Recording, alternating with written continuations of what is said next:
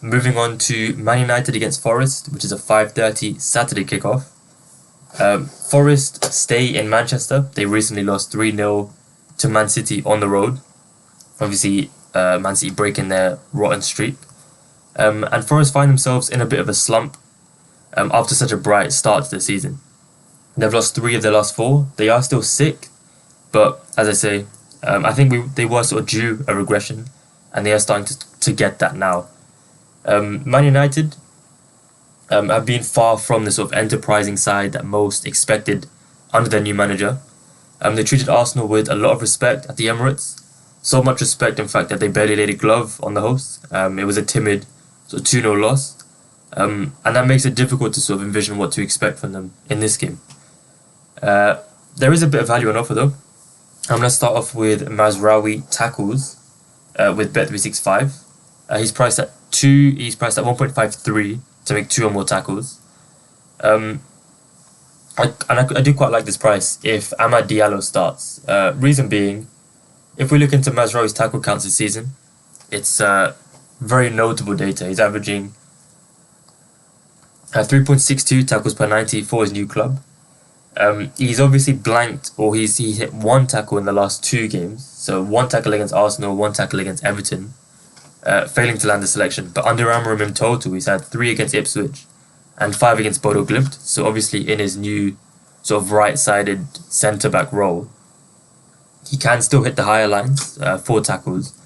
If we look into those 2 misses, against Everton, he had 1 tackle in a 56-minute appearance as United won 4-0. Very, very comfortable victory for them. Everton not really able to generate anything meaningful in the attacking third. And because of that, Mazraoui had very little defending to do. And then against Arsenal, he played in the same position, but it was Dalot at right wing back. Now, in that game, obviously, Dalot is more of a defensive-minded right wing back than Amad Diallo, so therefore Mazraoui was a bit more sheltered in that respect, which explains just the 1 tackle. However, when Amad Diallo does play, Diallo obviously likes to get forward a bit more, and that sort of puts Mazraoui in his more natural right back position where he has plenty of defensive work to do. Hence his tackle counts against Bodo and Ipswich. And I expect Diallo to come into the lineup in this game against Forest. He did play just the second half against United, so he's well rested. And I just think he's been in good form. He suits the system quite well under Amorim. He started well, so I expect him to sort of reclaim his spot. And because of that, I think Mazraoui will have a bit more defending to do than he has over the last 2 games, and that brings his tackle counts into play. Moving on, I expect Mainu also to come back into the starting 11 after he was suspended against Arsenal. His foul price for me stands out straight away with Bet365. So in his return game from injury, he made 3 fouls against Everton in 80 minutes. He was carded, and he was actually quite fortunate to escape a red card in the end, as he made sort of a slide tackle late on, mistimed it, but luckily for him, Patterson didn't go down. He looked a bit rusty. Naturally he would after returning from such a large layoff. And I expect him to sort of regain his spot in midfield, alongside Casemiro.